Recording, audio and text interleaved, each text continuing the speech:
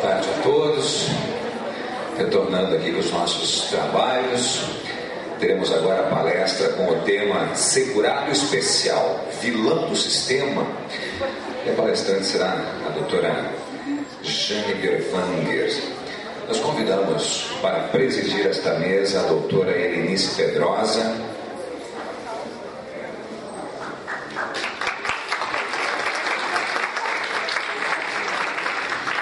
Teremos uns momentos ali para perguntas e manifestações também ao final da palestra. A doutora Jane Lúcia Berwanger é advogada, doutora em Direito Previdenciário pela PUC São Paulo, presidente do Instituto Brasileiro de Direito Previdenciário, professora de várias instituições de ensino. É autora de várias obras de Direito Previdenciário, dentre elas Segurado Especial, pela editora Juruá. Senhoras e senhores, com vocês a doutora Jane Berwanger.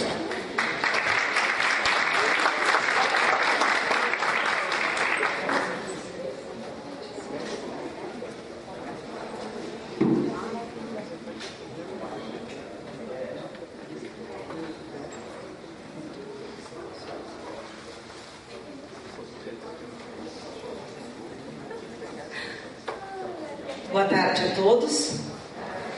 Inicialmente eu quero agradecer a oportunidade do Dr. Leonardo Zincarelli, nosso presidente da comissão aqui, também coordenador estadual do IBDP, parceiro de muitas lutas aí do direito previdenciário. Cumprimentar a Helenice, uma amiga e parceira também do IBDP, a todos os presentes, dizer que é sempre uma alegria poder estar aqui na OAB do Paraná e poder ainda mais discutir o segurado especial, né? Que eu tenho um carinho muito grande, porque é um objeto de estudo de muito tempo já.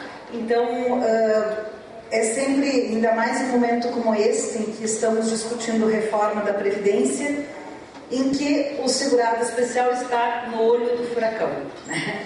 É a bola da vez, né? Eu tenho dito que reforma previdenciária tem sempre uma bola da vez. Lá em 98 era a questão da aposentadoria, do valor do benefício, mudança de cálculo, depois vem o servidor público, aí ano passado eram as viúvas jovens, e agora a bola da vez é o rural e o aposentado por tempo de contribuição. Mas quase toda vez que se fala no chamado déficit da Previdência, o rural é o culpado, né? E achei bem interessante colocar esta pergunta, né? É o vilão do sistema? Seria o segurado especial o vilão do sistema? Bom, para a gente poder abordar esse tema, necessariamente a gente tem que fazer um resgate histórico. O Brasil andava e anda muito na contramão da história, tá? Começando até de trás para frente. Eu estive semana passada num evento em Bogotá, representando o Brasil, não o governo, mas o Brasil, num evento da Organização Ibero-Americana de Seguridade Social, falando de políticas para promover a igualdade de gênero. E enquanto a maioria dos países está expandindo políticas, criando novas políticas de igualdade, o Brasil está retrocedendo e está construindo uma igualdade artificial, entre homens e mulheres, que pelo menos hoje, na minha opinião, ainda não existe.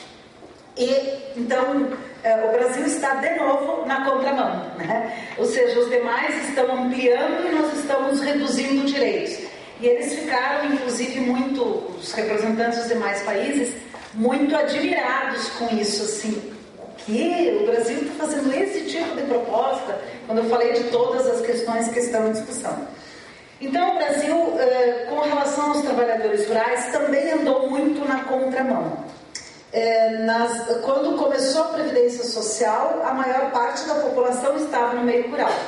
E levou 40 anos para que tivesse a primeira tentativa de previdência no meio rural, que foi em 1963. Então, de 23 a 63, vejam que foram 40 anos em que não tinha nada para os trabalhadores rurais. E quando começou de uma forma bastante tímida. Agora, uma coisa que pouca gente sabe ou se se dá conta de que, desde lá, de 1963, existem contribuições previstas para o sistema de seguridade social próprias para o meio rural, específicas para o meio rural, ou do meio rural mais recentemente. Então, lá em 63, já estava previsto que os agricultores, à época se chamava pequenos proprietários rurais, parceiros, meeiros, contribuiriam com uma alíquota sobre a produção comercializada. Então, desde 1963 existe esse sistema. No primeiro momento, nos primeiros 4 anos, a forma de contribuição era em que o agricultor fazia o cálculo, pagava numa instituição financeira e depois transportava o produto. E eu até há uns 2 meses atrás, eu pensava o seguinte, isso não funcionava. Eu acho que alguém deve ter feito isso, porque se a gente pensar em pagar no banco hoje, é uma coisa, você pagar no banco lá há 60 anos atrás, quase, 50 e poucos anos atrás, é bem mais difícil você pensar nessa hipótese. E eu encontrei um rapaz lá que trabalha no sindicato e me passou uma guia de um agricultor que pagou em 1967, início de 67, uma contribuição na instituição bancária que era sobre a produção comercializada. Mas claro que, como todo o sistema escolhe, né, professor Emerson, tem o ônus e o bônus, o sistema escolhe transferir a obrigação do recolhimento para um terceiro. Isso tem sempre uma grande vantagem para o sistema, porque facilita a fiscalização e também uma coisa é eu recolher algo que é do outro, outra coisa é tirar do meu bolso, né? Então essa forma é uma escolha que o sistema faz, que tem o bônus de aumentar a arrecadação, facilitar a fiscalização, mas tem o ônus de presumir recolhidas as contribuições. E em 1967 houve uma mudança na legislação específica do rural, dizendo que passaria, em vez de o agricultor fazer o pagamento lá na instituição bancária, a empresa adquirente descontaria e recolheria a contribuição. E assim foi a partir de 1967. Mas entre 63 e 71, nenhum benefício previdenciário foi pago no meio rural. Absolutamente nada. Nenhum benefício previdenciário foi pago. Em 1971 veio uma nova legislação, que é a Lei Complementar 11 de 71, prevendo benefícios, e aí sim essa lei acabou pagando milhares de benefícios, embora benefícios restritos, porque era só para o chefe de família, meio salário mínimo, e tinha só 4 espécies de benefícios: aposentadoria por idade, por invalidez, pensão por morte e auxílio funeral. Então, o público era reduzido, os benefícios, o rol era menor e também o valor do benefício menor. Bem, ainda assim, esta lei previu a mesma forma de recolhimento de contribuição anterior. Contribuição sobre a produção comercializada, que é, na verdade, vamos dizer assim, o salário do agricultor. É ali que ele tem renda, ali que ele recebe e tem potencialmente condições de pagar. Não adianta dizer que ele tem que fazer uma contribuição mensal, se em janeiro ele não vende nada, em fevereiro não vende nada, em março não vende nada, não tem como, não operacionaliza, tá? E brasileiro não é bom de ficar guardando dinheiro para o janeiro seguinte, né? Convenhamos que isso também dificilmente funciona. Então, o que o legislador escolheu lá em 71? Desconto sobre a produção comercializada. 2%. 2%. Tá? E as empresas urbanas pagariam 2,4% sobre a folha de salários urbanas para fins de financiamento do chamado Fundo Rural. Então, o dinheiro iria para o Fundo Rural, de onde sairiam os recursos para pagar os benefícios. Isso nos remete, esta questão dos 2,4%, nos remete a uma outra questão interessante, que desde lá há uma ideia de que o meio rural não tem como ser autossuficiente em termos de contribuição. é preciso aportes dos urbanos para dar conta dos benefícios aos trabalhadores rurais.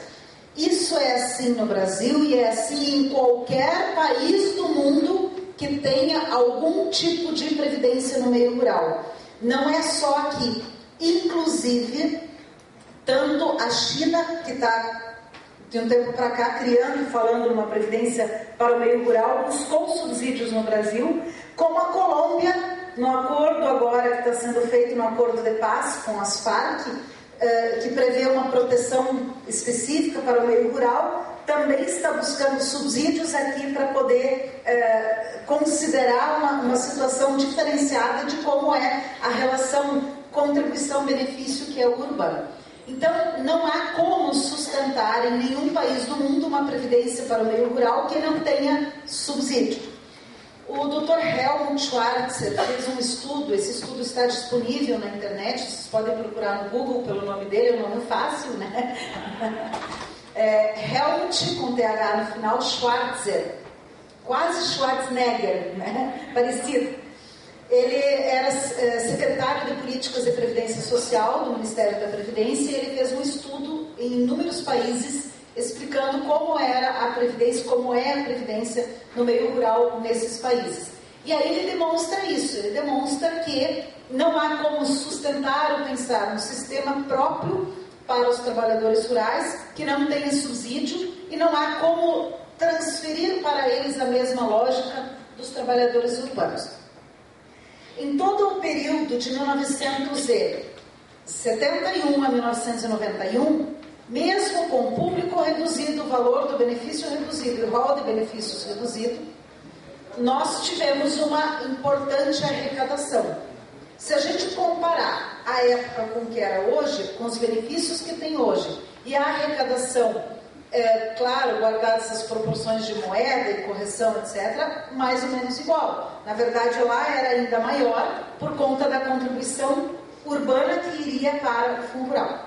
Só que quando unificaram os sistemas, em 1991, o dinheiro tomou um chá de sumiço, né? Aliás, vários chás de sumiço ao longo da história, né? Tanto rural quanto urbano. Isso é uma coisa que... Outro dia eu estava lendo um livro que falava da Previdência Social de 1923 a 2008, que o livro foi escrito em 2008. E aí eu fui vendo assim, meu Deus, todo mundo botou a mão, né? Não passou um governo que não tenha botado a mão no dinheiro da Previdência. E continua, né? E a luta continua, né? Ou seja, todo mundo continua botando a mão. E aí, em 91, quando unificou o urbano e o rural, em tese haveria ali uma sobra de recursos e que não se encontrou nunca. Talvez um dia se ache a chave desse cofre, né? Quem sabe, né? E aí descubra um fundo, não sei aonde. Brincadeira à parte, quero dizer que não se cuidou desses recursos como se deveria ter cuidado, assim como é com relação aos trabalhadores urbanos. Bom, vem a lei, a Constituição, e traz para dentro da Constituição esta forma de contribuição sobre a produção comercializada. E coloca na Constituição que produtor, parceiro, meio arrendatário, bem como seus cônjuges, terão direito aos benefícios. Então ele amplia o público direto na Constituição, diretamente na Constituição, e também amplia o valor. A Constituição passa a dizer que nenhum benefício será criado, estendido major, nenhum benefício será que substitui a remuneração do trabalhador será inferior ao salário mínimo. E muitos trabalhadores rurais recebiam valores antes inferiores ao salário mínimo. E uma coisa bem interessante que o Supremo Tribunal Federal, à época, entendeu que isso era auto-aplicável.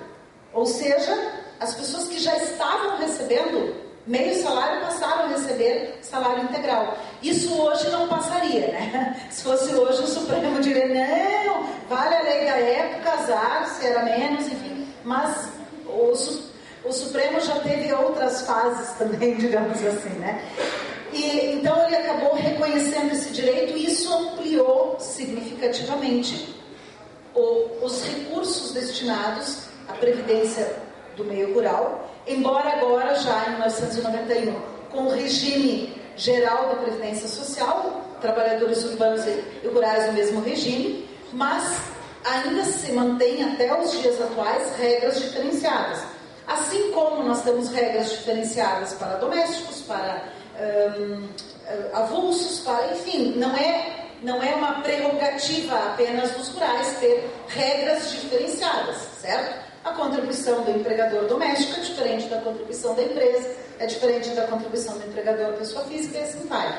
E também é diferente a contribuição do segurado especial. O que não se pode admitir, em hipótese alguma, é dizer que essa contribuição não existe. Tá? Não, os rurais não contribuem. Eu fico com uma raiva, né? Porque, assim, é uma grande mentira. Tá? É uma grande mentira. Então, os trabalhadores rurais, desde 1963, contribuem para a Previdência. Desde lá contribuem para a Previdência. Agora, na regulamentação disso, o que acontece? O meu irmão, por exemplo, é agricultor. Ele vende soja e toda vez que ele vende, a cooperativa desconta e recolhe 2,3%, sendo 2,1% para a Previdência e 0,2% para o Senar, Serviço Nacional de Aprendizagem Rural, que é um dinheiro que é arrecadado junto e depois repassado. Em tese repassado, porque também o Senar reclama que o INSS não repassa. Mas, enfim, é descontado ali. Se eu entrar lá no CNIS e tentar pesquisar, vamos lá, o Ricardo Berwanger, vamos ver as contribuições dele. Não existem. Não existe nem ele, muito menos as contribuições. Então, não há uma forma direta diferente do empregado. Se eu entrar lá no meu CNIS, eu vou verificar se a minha universidade lá recolheu ou não recolheu a contribuição. No caso do agricultor, não funciona assim. Então, ele vende o soja lá para a cooperativa, vários agricultores vendem. Chegando lá o mês seguinte, a cooperativa pega aquele dinheiro todo e recolhe numa única guia. Em tese, mais uma vez. Por que em tese? Porque, segundo dados da Unicamp, o professor Guilherme Delgado fez um estudo em 1995. Na época, ele comprovou que a arrecadação era de apenas 22%. Portanto, o que não chegava à Previdência era de 78%. De possivelmente apropriação indébita, porque do agricultor é descontado. Agora, a única forma de fiscalizar é indo lá na empresa, somando nota por nota, olhando o sistema da empresa, enfim. Não é que nem ICMS, vários cruzamentos de dados que existem hoje. Não há cruzamento de dados sobre isso. Não há cruzamento de dados sobre produção. Há uns 3, 4 anos atrás, foi, talvez até mais, o Emerson talvez possa lembrar disso, foi anunciado um convênio da Receita Federal com as receitas estaduais para cruzar, por exemplo, ICMS com o COFINS, né, cruzar a tributação. Só que este convênio não incluiu o setor primário, que é os blocos de produtor onde se vende a produção. Isso seria uma possibilidade de fazer esse cruzamento de dados e poder descobrir se, de todos os agricultores que venderam lá para a mesma cooperativa, se realmente esse dinheiro foi recolhido ou não. Então, há uma falha enorme nesse sentido. Eu usei um dado de 1995. Esse dado melhorou um pouco. Hoje, calcula-se que chega a 45% a arrecadação. Mas ainda é muito pouco. É muito pouco. Olha o quanto se deixa de arrecadar que poderia ser arrecadado. Eu estou há uns 2 meses, 3 meses, talvez, tentando investigar alguns dados próprios. Agora, ontem eu consegui contato de uma pessoa na Receita Federal que possivelmente vai poder me ajudar e abrir um pouco mais esses dados do rural. Porque a gente não consegue saber quanto foi para a região, como é que foi, qual é o produto. enfim, tentar investigar um pouco mais esses dados para saber onde é que, em que setores, em que lugares, enfim, onde é que está o maior furo dessa arrecadação. E não parece haver uma preocupação nesse sentido. Há uns 8 anos atrás, eu tive uma reunião com a Procuradoria da Fazenda dizendo o seguinte, e com a Receita Federal dizendo o seguinte: tem uma decisão do Supremo Tribunal Federal que julgou inconstitucional a contribuição previdenciária do empregador rural, não do segurado especial. Essa decisão, ela se reporta a uma lei de 1992. Outra lei foi elaborada em 2001 e as pessoas continuam não pagando com base na lei antiga. É uma falha básica, uma falha, enfim. E a Receita Federal o que fez? Nada. Então, parece não haver muita preocupação em melhorar essa arrecadação no meio rural. É isso que eu quero dizer. Existe um mecanismo, existe até, e discutindo isso com sindicatos, com produtores rurais, existe até espaço, possibilidade de aumentar a alíquota de contribuição, tá? Numa negociação, em vez de reduzir direito, aumenta a alíquota de contribuição, mas não adianta se o dinheiro igual não chega, se aumentar de 2 para 4 para deixar lá na cooperativa as 4, também não resolve. Né? Então, me parece que aqui, quando se fala, os rurais gastam 90 bilhões, arrecada 7. Então, primeiro, temos que olhar isso em termos de história. Assim como nós temos que olhar qual é o grande problema hoje do chamado déficit da Previdência. É que ao longo da história, quando tinha lá no início 32 contribuindo para 1 recebendo, em vez dos governos guardar o dinheiro para quando os 32 viessem a receber, não, foram gastando em outras coisas, aí hoje faz falta. A mesma lógica ocorre no rural. Lá atrás, quando tinha muita gente contribuindo e poucos recebendo, qual seria o correto a fazer? É guardar o dinheiro para quando essas pessoas começarem a se aposentar. E esse dinheiro desapareceu misteriosamente. Né? E assim, hoje, realmente, a relação de arrecadação com benefícios, ela é desvantajosa. Mas, volto a dizer, ela é desvantajosa no Brasil e em qualquer país do mundo que queira dar o mínimo de proteção previdenciária para o meio rural. E o mínimo, gente, é salário mínimo.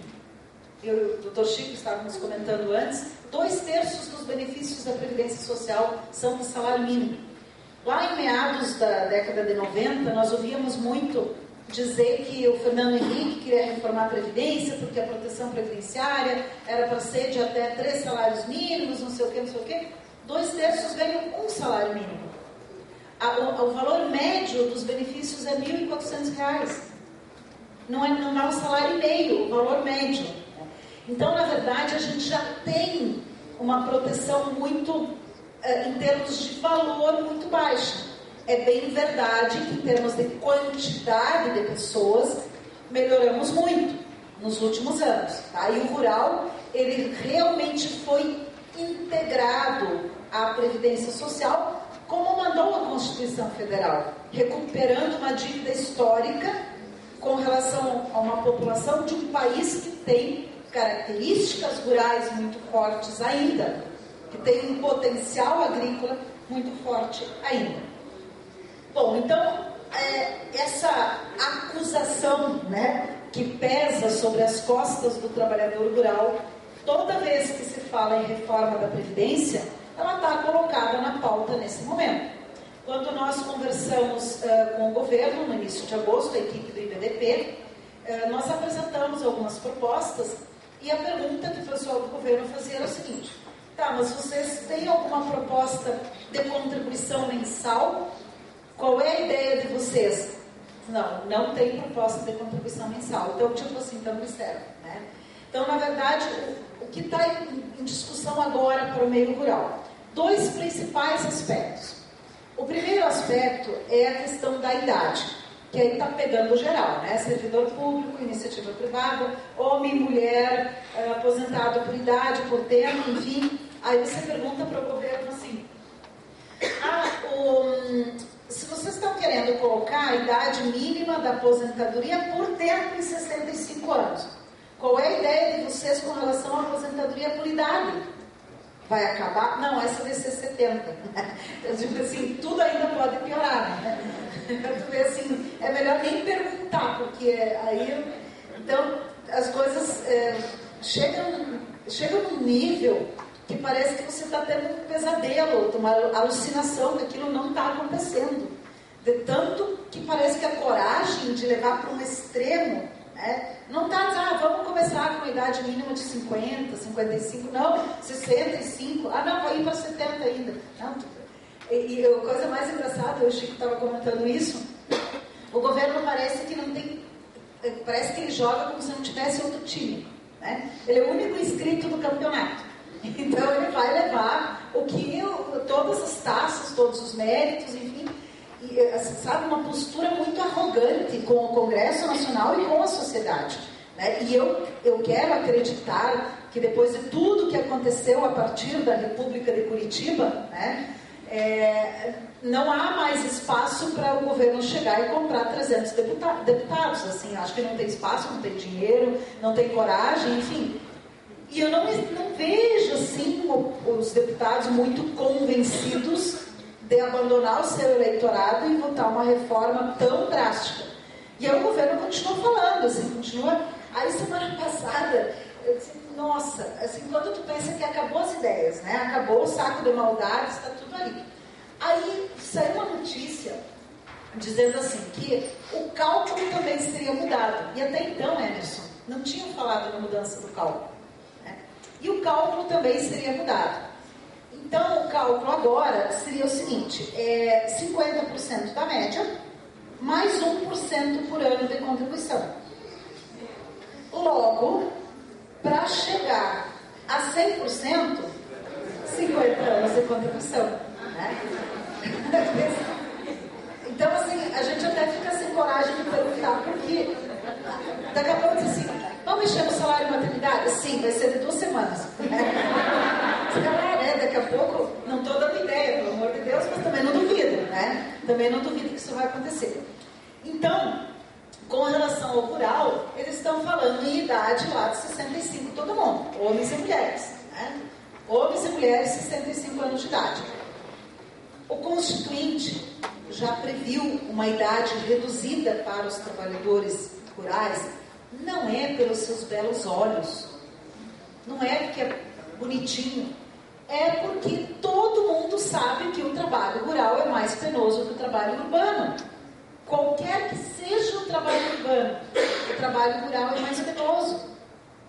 Tem intempérie, tem um serviço pesado, tem a quantidade de horas trabalhadas dependendo da época do ano, o horário que acorda, tem uma série de condições que levam a uma realidade diferenciada.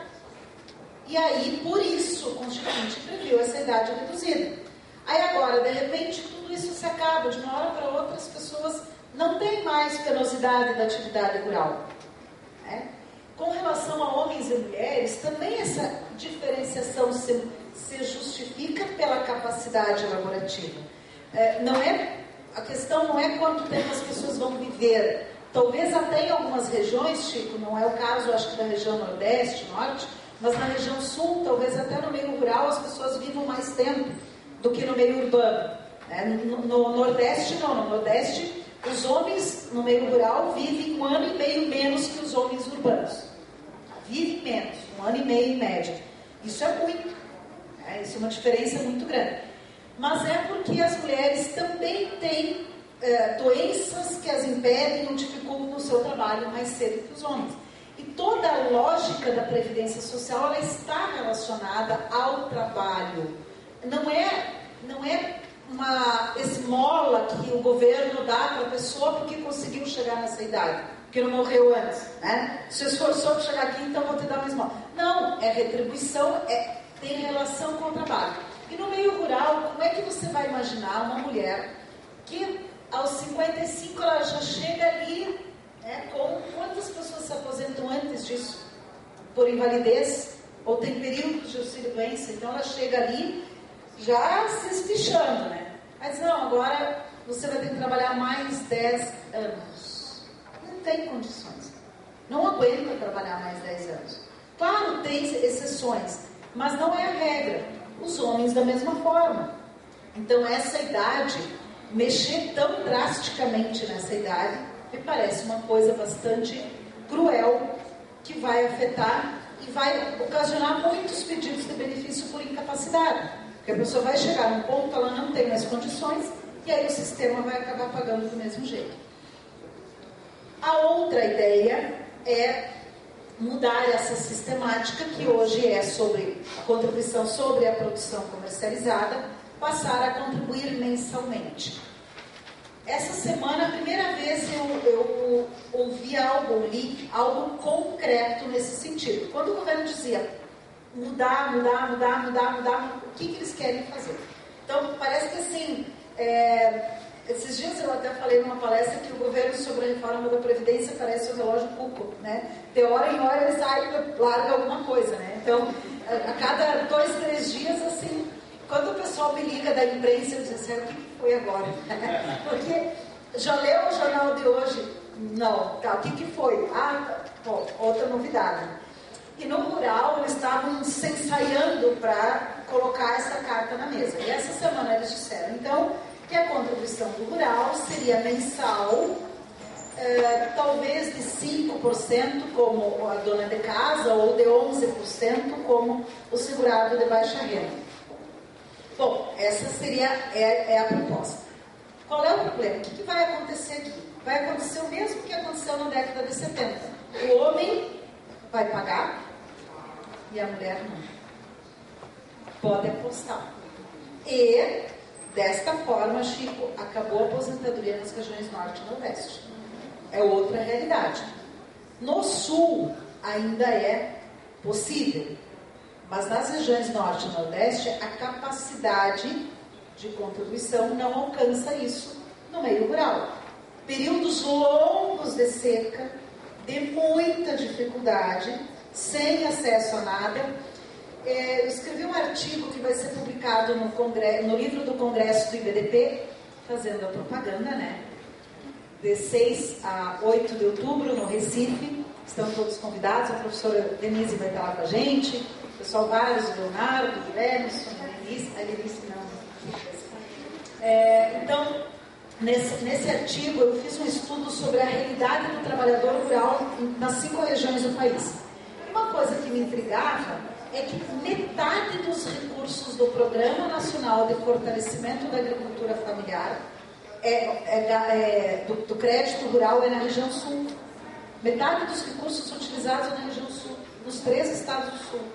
Mas por quê? Porque aqui a agricultura já é mais desenvolvida. Qual seria a lógica? A lógica seria canalizar esses recursos pelas regiões norte e nordeste. E aí eu fui investigar mais a fundo com instituições financeiras, enfim, por que isso acontece? É porque lá os bancos não querem arriscar. Então cria um círculo vicioso. O banco não financia, a pessoa não se desenvolve, não tem capacidade de pagamento e aí nunca vai ter. Então, na verdade, e aí vai ficando por isso mesmo. Então, os recursos que em tese seriam destinados para o desenvolvimento dessa região acabam também não indo.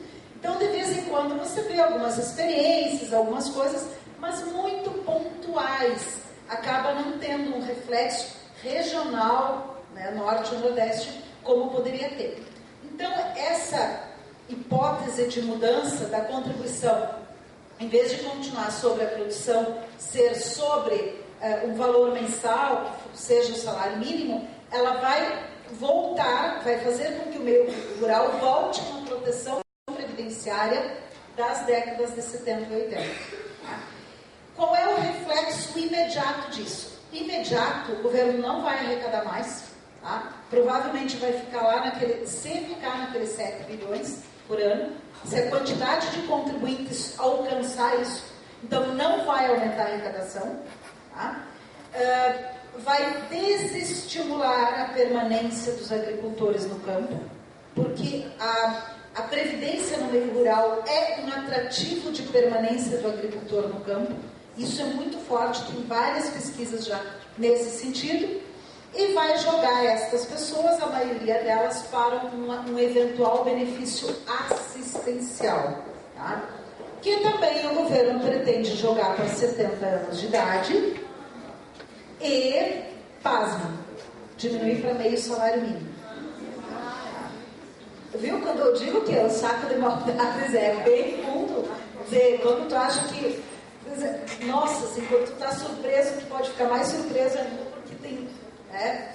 Então teria ali uma proteção. Vejam, quando eu falo de voltar à década de 70, isso, meio salário mínimo, lá aos 70 anos de idade, ainda era, lá em 70 era 65, iria para 70 anos de idade, num valor, num público de proteção menor, e numa fase em que o benefício assistencial também está difícil, né? Porque o INSS nega quase tudo, aí vai para o judiciário, se tem um ferro de passar em casa, já não precisa do benefício assistencial, se a casa está limpa também não precisa, né? Então, quer dizer, você tem um futuro muito triste, muito inseguro para essas pessoas que estão no meio rural. Vocês não têm noção do pânico que é falar com os agricultores, com os que estão aposentados e com os que pensam em se aposentar. Os que estão aposentados realmente têm medo de perder a aposentadoria ou têm um medo real também de desvincular o salário mínimo. E aqui, eu não sei como é que está meu tempo, Lenice, se já esgotou. Tem um tempinho ainda. O salário mínimo é outra coisa que afetaria 2/3 dos beneficiários, né? E 99,7% dos rurais que recebem benefício. Nós temos 0,3% no meio rural que recebem benefício superior. E o governo pretende mexer também nessa vinculação. Aí vem um discurso muito estranho. Olha só. Então, o motivo da reforma é o ajuste fiscal. O salário mínimo é corrigido pela inflação mais o PIB. Se o PIB é negativo, não vai mexer. Logo, o salário mínimo e o aumento dos benefícios, ambos vão ser pela inflação, certo? Então, não vai ter diferença nenhuma em 2017. Possivelmente não vai ter diferença em 2018. Talvez lá em 2019. Se o país estiver começando a sair da crise. Mas daí não precisa mais. Aí já vai melhorar a economia. Aí já não precisa fazer essa desvinculação. Então não é por isso. Então os motivos são outros. Tá? Os motivos são outros. Não é para fazer ajuste fiscal, porque não vai resolver. E não vai resolver mesmo. Porque, vejam, mesmo qualquer reforma de idade, etc., repercute para quando? Para daqui a 20 anos, 15 anos. Não é para amanhã, não é para o ano que vem. Então, é um discurso que não fecha com as possíveis consequências de uma reforma previdenciária, naquilo que o governo disse que seriam consequências positivas, de, enfim, melhorar a economia, ajuste fiscal, não vai resolver. Com relação ao salário mínimo, o Diese tem sustentado uma questão que eu achei muito interessante, que deveria haver uma inflação diferenciada para os idosos, porque a inflação das pessoas que trabalham, os gastos são outros. Os gastos das pessoas idosas são, por exemplo, os medicamentos têm um peso inflacionário muito maior do que comida, do que outras coisas. E aí o Diese vem dizendo, olha, tem que mexer nisso. E isso é muito real. Aliás, no ano de 2016, diminuiu 14% o consumo de medicamentos no Brasil. Vocês acham que as pessoas estão adoecendo menos? Então vejam o peso do medicamento. E isso afeta muito as pessoas idosas. Os meus pais são aposentados rurais e o salário de um deles não é suficiente para pagar os remédios para os dois. Precisam uns R$700 para gastar, R$900 para pagar o medicamento dos dois. Então, esse é o peso. Aí você vai desvincular e corrigir pela inflação que não corresponde já não corresponde à realidade deles, e vai mexer na parte mais pobre, que é os que já ganham o salário mínimo. Então, me parece que aqui está também uma face bastante cruel da reforma e que atinge em cheio o meio rural. Então, são três os principais elementos. Tá? A idade, a forma de contribuição e a desvinculação do salário mínimo. Esses três pontos são os que mais atingiriam o meio rural. Alguém de vocês não tomou café hoje ou não almoçou? Todos ou tomaram café ou almoçaram, as duas coisas. Pois agradeço ao agricultor, porque ele é que plantou para vocês comerem. Muito obrigada.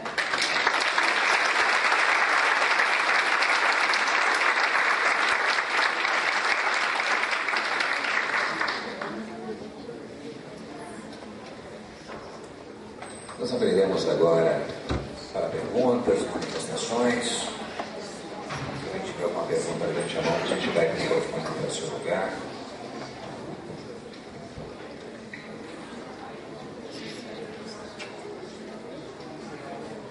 Se não tivermos, quero passar a palavra para a doutora Berenice Pedrosa. Primeiramente, gostaria de agradecer ao grande amigo Dr. Leonardo Zincarelli por esse convite, por me convidar para presidir essa mesa nessa audiência pública e com esse tema tão relevante, né, que é direito previdenciário rural, como a nossa palestrante falou, que tem uma grande importância, esse tema tem uma grande importância, mesmo até na economia do país, porque nós somos agrário, então isso atinge e vem ao interesse mesmo do país. Queria agradecer, em nome do nosso presidente, o Leonardo Zincarelli, a brilhante palestra, ou seja, que você, em poucas palavras, conseguiu fazer uma retrospectiva da legislação do direito previdenciário de uma forma completamente clara e objetiva. E eu acho que só uma retrospectiva da história mesmo que a gente consegue entender todo o contexto e entender e conseguir, a gente vai conseguir enfrentar essas mudanças e a ideia que estão vindo. Então, eu agradeço.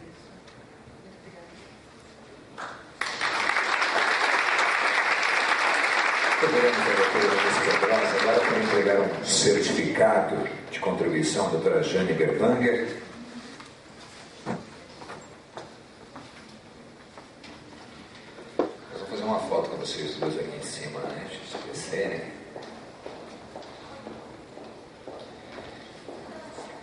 Nós agradecemos a doutora Jane Berwanger pela palestra, agradecemos também a doutora Berenice Pedrosa pela contribuição. Senhoras e senhores, teremos agora a palestra com o tema Igualdade Social e Igualdade de Gênero com a doutora Ana Paula Fernandes. Nós convidamos para presidir esta mesa a Procuradora Municipal de Curitiba, a doutora Marjorie Aline dos Santos Hardy. As perguntas também serão no fim da palestra. A doutora Ana Paula Fernandes é professora e parecerista, mestre em Direito Econômico e Social, especialista em processo civil e direito previdenciário, coordenadora acadêmica do IEPREV, região Sul e Brasília, e conselheira do Conselho Administrativo de Recursos Fiscais, o CARF. Então, com a palavra, a doutora Ana Paula Fernandes.